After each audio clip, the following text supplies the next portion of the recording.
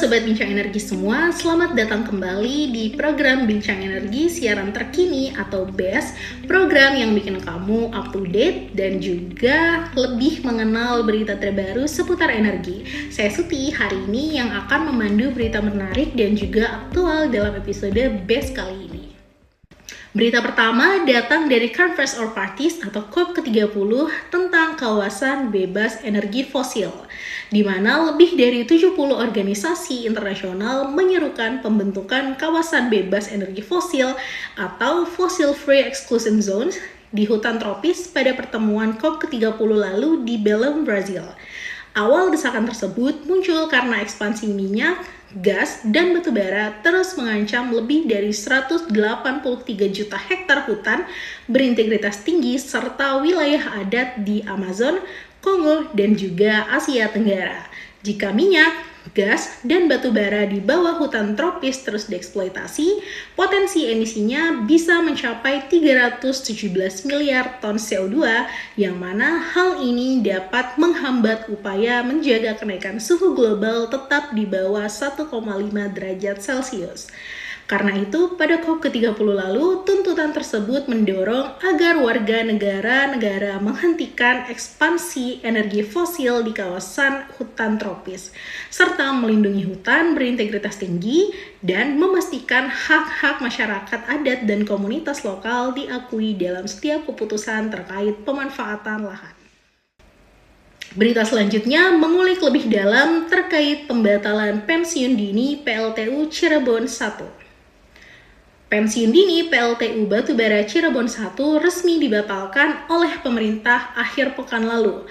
Menteri Koordinator Bidang Perekonomian Airlangga Hartarto mengklaim pembatalan tersebut terjadi karena PLTU Cirebon 1 merupakan salah satu PLTU superkritikal yang masih menjadi tulang punggung sumber pembangkit listrik di Pulau Jawa.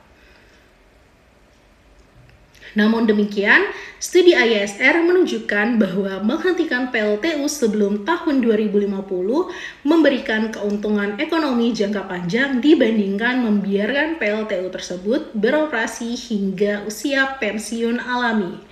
Tingginya biaya pensiun dini justru muncul dari kebijakan pemerintah sendiri, terutama struktur kontrak power purchase agreement yang memasukkan klausul take or pay dan durasi kontrak hingga 30 tahun, 3 kali lebih lama dari masa pengembalian investasi normal. Selain itu, kebijakan domestic market obligation batubara membuat risiko bahan bakar ditanggung PLN dan negara, sehingga PLTU tampak lebih murah dan energi terbarukan tidak bisa bersaing secara adil.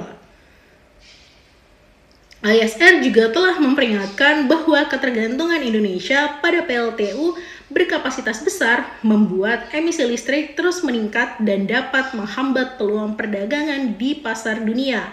Seperti halnya dengan adanya kebijakan Carbon Border Adjustment Mechanism atau CBAM yang segera berlaku di Uni Eropa yang mengharuskan produk ekspor memiliki jejak emisi yang rendah.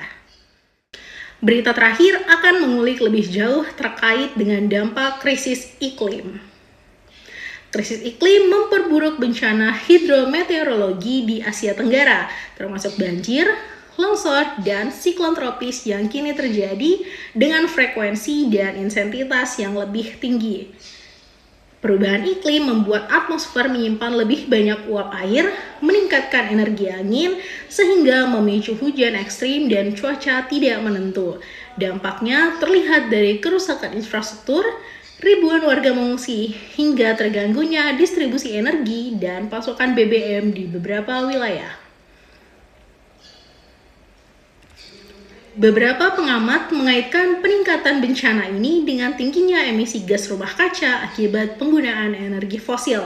Mereka menekankan perlunya penghentian ketergantungan fosil dan percepatan investasi pada energi terbarukan serta strategi adaptasi iklim. Tanpa langkah komprehensif, kawasan Asia Tenggara termasuk Indonesia akan menghadapi risiko berat bencana yang semakin sering serta konsekuensi sosial ekonomi yang lebih luas bagi masyarakat rentan. Demikian Best edisi ke-82 kali ini. Ikuti terus berbagai program menarik lainnya di Bincang Energi yang bisa kamu akses melalui website bincangenergi.id serta akun Instagram dan TikTok kami di @bincangenergi dan channel YouTube kami di Bincang Energi. Jangan lupa follow, like, share, serta subscribe dan nyalakan notifikasinya supaya kalian gak ketinggalan dengan info-info menarik lainnya seputar energi terbarukan. Sampai jumpa.